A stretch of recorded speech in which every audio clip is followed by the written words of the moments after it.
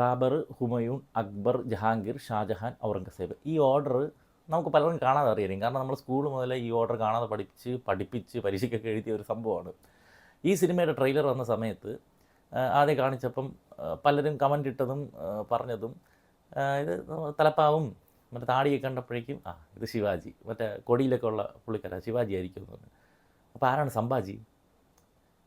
ഇവിടെ ഒരു വലിയൊരു വിഭാഗം ജനത, ഇന്ത്യയിലുള്ളവർ, ഇത്രയേറെ രാജാക്കന്മാരിവിടെ ഉണ്ടായിട്ടും ഇത്രയേറെ നേതാക്കൾ ഇവിടെ ഉണ്ടായിട്ടും ഇപ്പോഴും മറാഠ സാമ്രാജ്യത്തിലെ കുറേ പേര്, ശിവാജി ഉൾപ്പെടെ ഉള്ളവരെ എന്തുകൊണ്ടാണ് ഐക്കണായിട്ട് ഇപ്പോഴും അവർ കൊണ്ടു നടക്കണമെന്ന് ആലോചിച്ചിട്ടുണ്ടോ? അതാ നമുക്ക് അറിഞ്ഞൂടാത്ത പല കാര്യങ്ങളുണ്ട്.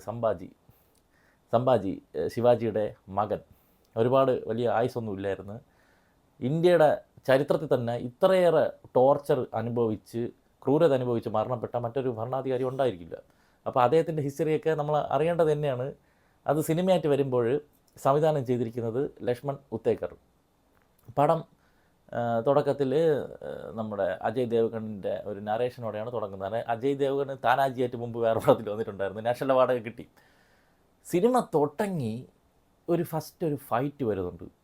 ഫൈറ്റ് തന്നെ അയ്യോ എന്ത് രസമായിട്ടാണ് എടുത്തിക്കണേ എന്നുള്ളൊരു ഫീൽ നമുക്ക് കൊണ്ടുവരും. ഇതിൽ ഈ പടം ഇദ്ദേഹം ചെയ്തിരിക്കണതിന് ഒരു പ്രത്യേക ഒരു രീതിയുണ്ട്. കാരണം സാധാരണ ഒന്നിൽ ഈ പടങ്ങളൊക്കെ ക്ലാസ് ആയിട്ട് അങ്ങ് ഒരു ഹിസ്റ്റോറിക്കൽ ഡ്രാമയായിട്ട് അങ്ങ് പോകും, അല്ലെങ്കിൽ ഈ ബാഹുബലി പോലെ കുറച്ചുകൂടി കൊമേഴ്ഷ്യലൈസ് ചെയ്ത് മാസാക്കി പോകും. ഈ പടത്തിൻ്റെ ഈ ഫൈറ്റ് സീൻസും ബാക്കിയുള്ള കാര്യങ്ങളൊക്കെ ഹൈ വരുന്നിടത്തൊക്കെ കൊമേഴ്ഷ്യലായിട്ടാണ് സിനിമ ഹാൻഡിൽ ചെയ്യുന്നത്. അല്ലാത്ത സമയത്തൊക്കെ ഒരു ക്ലാസ് പടം പോകും പോലെ തന്നെയാണ് പോകണം. അങ്ങനെ ചെയ്യണം. കാരണം അല്ലാതെ അങ്ങ് പോയി കഴിഞ്ഞാൽ ഈ ഫൈറ്റ് യുദ്ധമൊക്കെ വരുമ്പോഴേക്കും സ്ഥിരം സിനിമയിലുള്ള റെപ്പറ്റീഷനായിട്ട് നമുക്ക് അവിടെ ഒരു ഹൈ മൊമെൻ്റ് ഒന്നും തോന്നാൻ മാസ് അടിക്കാനുള്ള സാധ്യതയില്ല. അപ്പോൾ ആ ഭാഗങ്ങളിൽ അങ്ങനെ തന്നെ ചെയ്ത് സ്ലോ മോഷനൊക്കെ ഇട്ട് അങ്ങനെ തന്നെ കിടിലായിട്ടാണ് ചെയ്തിട്ടുണ്ട്. ഇതിലുള്ള എല്ലാ ഫൈറ്റ് സീൻസും ഗംഭീരമാണ്. എസ്പെഷ്യലി നമ്മുടെ രാജമൗലി സിനിമകൾ ചെയ്യുമ്പോൾ പുള്ളിയുടേതായിട്ടുള്ള കുറച്ച് തോട്ട് പ്രോസസ്സ് വെച്ച് കുറച്ച് ബ്രില്യൻസ് കടത്തിവിടാറുണ്ട്. ഈ 4 അമ്പ് ഒരുമിച്ച് ചെയ്യണത്, അതുപോലെ മറ്റേ ബാഹുബലി സിനിമയിൽ തന്നെയുള്ള ഒരുത്തന്നെ രണ്ടുപേരെ കുത്തി തെങ്ങിന് ചേർത്ത് വയ്ക്കുന്നത്, അങ്ങനത്തെ കുറേ പരിപാടികൾ. ഈ ഇതെടുത്ത് എറിഞ്ഞിട്ട് പിടിച്ചിട്ട് അടിച്ചിട്ട് അടുത്തവൻ എറിഞ്ഞു കൊടുക്കുന്നത്, അങ്ങനെ. പിന്നെ ഈ പന മുളയ്ക്കും പോലത്തെ പാളിപ്പോയ ബ്രില്യൻസ് ഒക്കെ ഉണ്ട്. എന്നിരുന്നാലും അങ്ങനെ കുറേ സാധനങ്ങൾ തോട്ട് പ്രോസസ്സ് അതിൽ ചെയ്തു വയ്ക്കാറുണ്ട് രാജമൗലി. ഇദ്ദേഹവും ഈ സിനിമയിലെ ഫൈറ്റ് സീൻസിൽ കുറേ സാധനങ്ങൾ അങ്ങനെ കയറ്റി വെച്ചിട്ടുണ്ട്. പക്ഷേ അത് രാജമൗലി ചെയ്യുമ്പോൾ സ്പൂൺ ഫീഡ് ചെയ്ത് പ്രൊജക്റ്റ് ചെയ്ത് കാണിക്കത്തില്ല. ഇതാണ് സംഭവം എന്ന് പറഞ്ഞാൽ നമുക്ക് അത് മനസ്സിൽ പതിപ്പിക്കും, ഇങ്ങനെയാണ് സംഭവം എന്നുള്ളത് ഹൈലൈറ്റ് ചെയ്ത് കാണിക്കും. ഇതിലങ്ങനെയല്ല. ഇതിൻ്റെ കൂടെ ഇത് ഫ്ലോയിൽ കൂടെ അങ്ങ് കാണിച്ചു പോണ കുറേ പരിപാടികളുണ്ടായിരുന്നു. അതൊക്കെ ഗംഭീരമായിരുന്നു. ഫസ്റ്റത്തെ ഒരു ഫൈറ്റ് കഴിഞ്ഞതിന് ശേഷം പിന്നെ കഥാപാത്രങ്ങളുടെ ഒരു എസ്റ്റാബ്ലിഷ്മെൻറ്റും കാര്യങ്ങളൊക്കെ ആയിട്ട് പോകണം. അവിടെ കുറേ ഇടത്തൊക്കെ എനിക്ക് ഡയലോഗ്സും സിറ്റുവേഷനും ഒക്കെ കുറച്ച് ഏച്ച് കെട്ടി വെച്ച പോലെ ഫീൽ ചെയ്ത്. അതിൽ കുറ്റം പറയാൻ പറ്റില്ല, കാരണം ഇത് ഒരു സിനിമയായിട്ട് ചുരുക്കേണ്ട സാധനമാണ്. അപ്പം എല്ലാ കഥാപാത്രങ്ങളെയും പറഞ്ഞ് പഠിപ്പിച്ച് ഇത്രയും സമയം കൊണ്ടുവന്നിട്ട് വരാൻ അത്രയുള്ള സമയം കിട്ടില്ല. അപ്പോൾ കുറേ കാര്യങ്ങളൊക്കെ പെട്ടെന്ന് കടന്നു പോകുമ്പോൾ നമുക്ക് ഫീൽ ചെയ്യുമെന്നുള്ള ഒഴിച്ച് കഴിഞ്ഞാൽ ആ ഭാഗം കൊള്ളായിരുന്നു. ഈ സിനിമയുടെ ടെക്നിക്കൽ ഡിപ്പാർട്ട്മെൻറ്റ്, ഇതിൻ്റെ VFX ആണെങ്കിലും, ഇതിൻ്റെ ക്യാമറ, സിനിമാറ്റോഗ്രഫി ആണെങ്കിലും, ഇതിൽ ആർട്ട് വർക്ക് ആണെങ്കിലും, കോസ്റ്റ്യൂംസ് ആണെങ്കിലും, മേക്കപ്പ് ആണെങ്കിലും, A R Rahman of course, A R റഹ്മാൻ്റെ സ്കോറിങ്ങും, എല്ലാ മേഖലയും അത്രയ്ക്ക് അതിൻ്റെ സൗന്ദര്യം ഈ സിനിമയിൽ കാണാനുണ്ടായിരുന്നു. നമുക്ക് ഈ ഹിന്ദി പടങ്ങളിൽ 300 കോടി 400 കോടി എന്നും പറഞ്ഞുകൊണ്ടൊക്കെ കൊണ്ടുവരണേൽ എവിടെ ഈ കോടി നമ്മൾ ചിന്തിച്ച് പോകുന്ന സിനിമകളാണ് വന്നുകൊണ്ടിരിക്കുന്നത്. ഇതിൽ അതെല്ലാം സ്ക്രീനിലുണ്ട്. ബഡ്ജറ്റ് കൊടുത്തിട്ടുണ്ടെങ്കിൽ അത് ആ രീതിയിൽ ടീം വർക്ക് ചെയ്തിട്ടുണ്ട്. അതിൻ്റേതായിട്ടുള്ള കുറേ കിടിലൻ എക്സ്പീരിയൻസ്, തിയേറ്റർ എക്സ്പീരിയൻസ് ആയിരുന്ന സീനുകളൊക്കെ ഈ സിനിമയിലുണ്ടായിരുന്നു. ഫസ്റ്റ് ഹാഫ് അങ്ങനെ പോയി.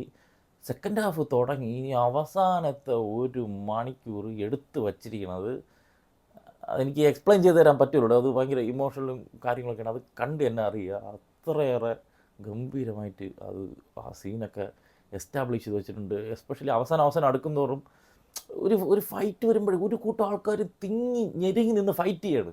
നമുക്ക് ആ ഒരു ശ്വാസം മുട്ടൽ നമുക്കിവിടെ ഫീൽ ചെയ്യും. ആ രീതിയിൽ എടുത്തിട്ടുണ്ട്. ഫൈറ്റിൻ്റെ കാര്യം പറഞ്ഞാൽ പിന്നെ കുറച്ച് കത്തി പരിപാടികളൊക്കെ ഉണ്ട്. നമ്മൾ ദേവരയിൽ ചാടിയതുപോലെ ഒരു പൊങ്ങൊക്കെ ഉണ്ട്. അതൊക്കെ കുറച്ച് ഒഴിവാക്കായിരുന്നു എനിക്ക് തോന്നി. എന്തായാലും കൊമേഴ്ഷ്യലൈസ് ചെയ്ത് എടുക്കണോണ്ട് വന്നതായിരിക്കാം. അത് ഒഴിച്ചു ചേർത്തി കഴിഞ്ഞാൽ ഈ സിനിമയിൽ എല്ലാ ഫൈറ്റ്സ് നമുക്ക് ഒരു അടി വരുമ്പം അടിയല്ലേടേ നീ അടിച്ചു കളാ, അങ്ങനത്തെ ഒരു സാധനം തോന്നില്ല. നമ്മളത് കണ്ടിങ്ങനെ ആസ്വദിച്ചിരിക്കും. ആ രീതിയിലാണ് എടുത്തിരിക്കുന്നത്. അതുപോലെ ഇതിൽ വിക്കി കൗശലും പണ്ടേ അതോ സിനിമയിൽ നമ്മുടെ ഷാറൂഖ് ഖാൻ സൽമാൻ ഖാനോട് പറഞ്ഞു, നമുക്ക് ശേഷം ആരാ നമ്മൾ, അങ്ങനെയൊക്കെ പറഞ്ഞിട്ട് ഭയങ്കര തള്ള ഒന്നുമില്ല, വിക്കി ഇവിടെ ഉണ്ടാവും.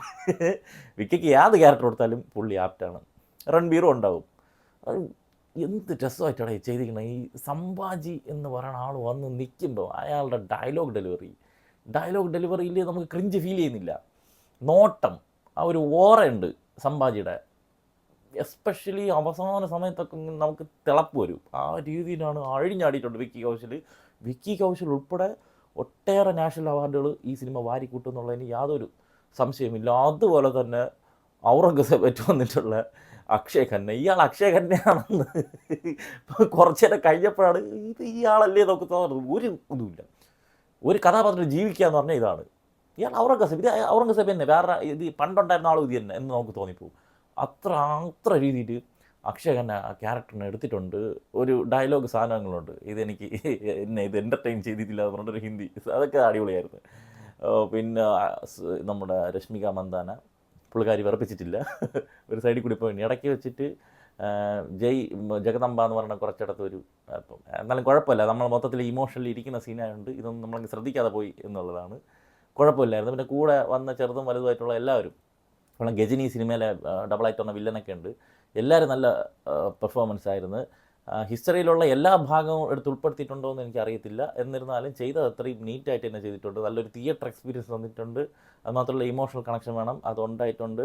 നമുക്ക് മൊത്തത്തിൽ ഈ ഒരു മനുഷ്യൻ്റെ അടുത്ത്, ഈ മനുഷ്യനെ അറിഞ്ഞുകൂടാത്തവർക്ക് ഒരു ആരാധന തോന്നുന്ന രീതിയിൽ തന്നെ സിനിമ ചെയ്തു വെച്ചിട്ടുണ്ട്. എന്തരാ വരട്ടെ.